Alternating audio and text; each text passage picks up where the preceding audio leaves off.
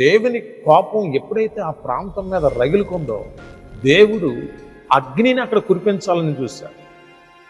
అదే సందర్భంలో అబ్రహాము సొదొమ గొమొర్రా ప్రాంతం గురించి ప్రార్థన చేస్తున్నాడు, రక్షించమని.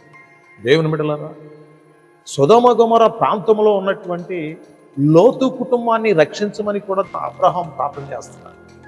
దేవుడు అబ్రహాం ప్రార్థన ఆలకించాడు. అయితే ఆ సొదొమ గొమొర్రా ప్రాంతంలో ఒక్క నీతిమంతుడు కూడా లేకపోవటం వలన దేవుడు ఆ ప్రాంతాన్ని నశింప చేయాలని ఆలోచన కలిగింది. అబ్రహాం ప్రార్థించాడు, అయ్యా లోతు కుటుంబాన్ని రక్షించు ప్రభు అని ప్రార్థన చేస్తుంది.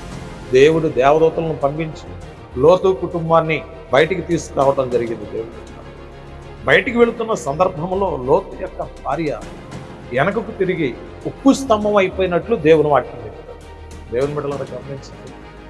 ఈరోజు మన కుటుంబాలు, ఈరోజు మన ప్రదేశాలు, ఈరోజు మన గ్రామాలు, మన పట్టణం, మన దేశం పరిశుద్ధత చేత నింపబడాలని మనం ప్రార్థన చేయాలి. ఎక్కడ పాపమున్నా, ఎక్కడ అంధకారం ఉన్నా అవన్నీ నశింప చేయబడి దేవునికి ఇష్టమైనటువంటి ప్రాంతాలుగా, దేవునికి ఇష్టమైనటువంటి ప్రదేశాలుగా, దేవునికి ఇష్టమైనటువంటి కుటుంబాలుగా, దేవునికి ఇష్టమైనటువంటి గ్రామాలుగా చిత్రీకరించబడాలని మనం అందరం ప్రార్థన చేయాలి. దేవుని సొదొమ గొమొర్రా ప్రాంతం వల్లే ఈరోజు చాలా ప్రదేశాలు నశించిపోతా ఉన్నాయి. వారందరి కోసం మనం ప్రార్థన చేయాలి. అబ్రహాము లాంటి ప్రార్థన మన జీవితాల్లో మనం కలిగి ఉంటాం.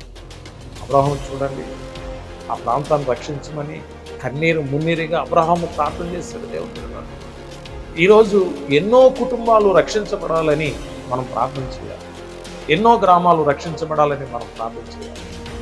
మన దేశం కొరకు మనం ప్రార్థన చేయాలి. మన పరిసర ప్రాంతాల కొరకు మనం ప్రార్థన చేస్తే ఖచ్చితంగా అబ్రహాము ప్రార్థన ఆలకించిన దేవుడు మన ప్రార్థన కూడా ఆలకించి అద్భుతాన్ని చేయగలడు.